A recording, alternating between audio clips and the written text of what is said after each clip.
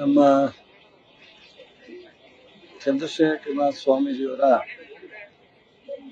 ಸುದೀರ್ಘ ಅವರ ಒಂದು ಧಾರ್ಮಿಕ ಮತ್ತು ಸನ್ಯಾಸತ್ವ ಒಂದು ರೀತಿ ಬಹಳ ಕಠಿಣವಾದಂಥ ರೀತಿಯಲ್ಲೇ ಬಂದಿದೆ.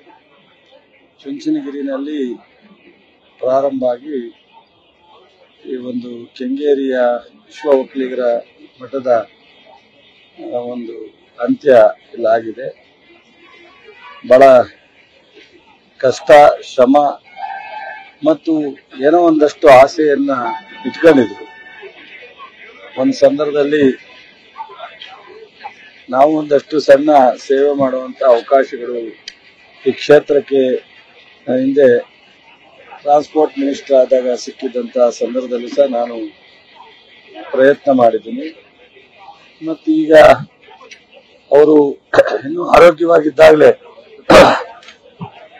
ಹೊಸ ನಿಶ್ಚಲಾನಂದ ಸ್ವಾಮೀಜಿಯವ್ರನ್ನ ಜವಾಬ್ದಾರಿಯನ್ನ ಕೊಟ್ಟು ಇದು ನನ್ನ ಕಾಲಕ್ಕೆ ಅಂತ್ಯ ಆಗಬಾರ್ದು ಅನ್ನೋದನ್ನ ಅವರು ಆಲೋಚನೆ ಮಾಡಿ ಮುಂದೆ ಈ ಕ್ಷೇತ್ರ ಒಂದಷ್ಟು ಬೆಳಿಬೇಕು ಅಂತ. ಹಾಗೆ ನಮ್ಮ ಬಾಲಗಂಗಾಧರ ಸ್ವಾಮೀಜಿಯವರು ಸಹ ಈ ಕ್ಷೇತ್ರದ ಬಗ್ಗೆ ಅಪಾರವಾದಂತ ವಿಶ್ವಾಸವನ್ನ, ಪ್ರೀತಿಯನ್ನ ಇಟ್ಕೊಂಡಿದ್ರು. ಅನೇಕ ಬಾರಿ ಇದನ್ನು ಒಂದು ಚುಂಚನಗಿರಿಯ ಅಂಗಸಂಸ್ಥೆಯಾಗಿ ಮಾಡ್ಕೋಬೇಕು ಅನ್ನೋದು ಅವರಲ್ಲಿ ಅನೇಕ ಬಾರಿ ಆಲೋಚನೆ ಮಾಡಿದ್ರು.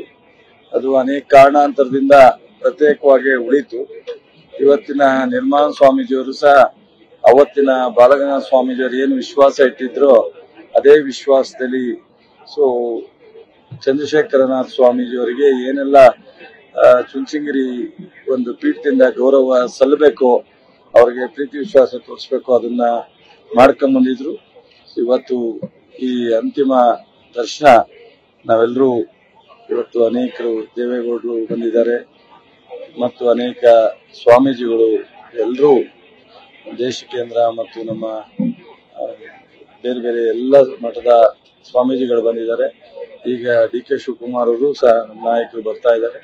ಹಾಗೆ ಸಿದ್ದರಾಮಯ್ಯನವರು ಬರಬಹುದು ಅಂತ ಅನ್ಕೊಂಡಿದ್ದೀನಿ, ನಾನು ಫೋನ್ ಮಾಡ್ಲಿಕ್ಕೆ ಆಗಲಿಲ್ಲ. ಹಾಗಾಗಿ ಅವರಿಗೆ ದೇವರು ಒಳ್ಳೆ ಆತ್ಮ ಶಾಂತಿಯನ್ನು ಕೋರಿ ಅವರ ಉದ್ದೇಶ ಇನ್ ಮುಂದಾರು ಈಡೇರ್ಲಿ ಅಂತೇಳಿ ಆ ದೇವರಲ್ಲಿ ಪ್ರಾರ್ಥಿಸ್ತೀನಿ.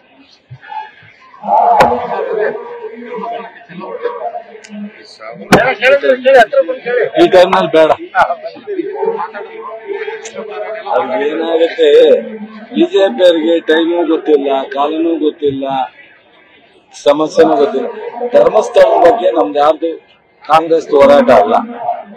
ಪ್ರಜಾಪ್ರಭುತ್ವ ವ್ಯವಸ್ಥೆನಲ್ಲಿ ಒಬ್ಬ ಸಾಮಾನ್ಯ ಮನುಷ್ಯ ಏನಾದ್ರು ಕೇಳಿದ್ರು ಅದಕ್ಕೂ ಒಂದು ಗೌರವಿಸ್ತಕ್ಕಂಥದ್ದು ಅನಿವಾರ್ಯ.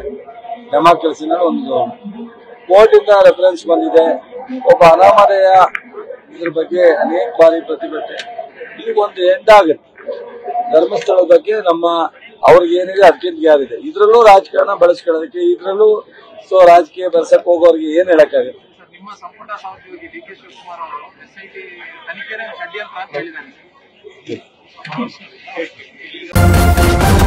ನ್ಯೂಸ್ ಫಸ್ಟ್ ನಿರ್ಭೀತಿಯಿಂದ ನಿಮ್ಮ ಪರವಾಗಿ.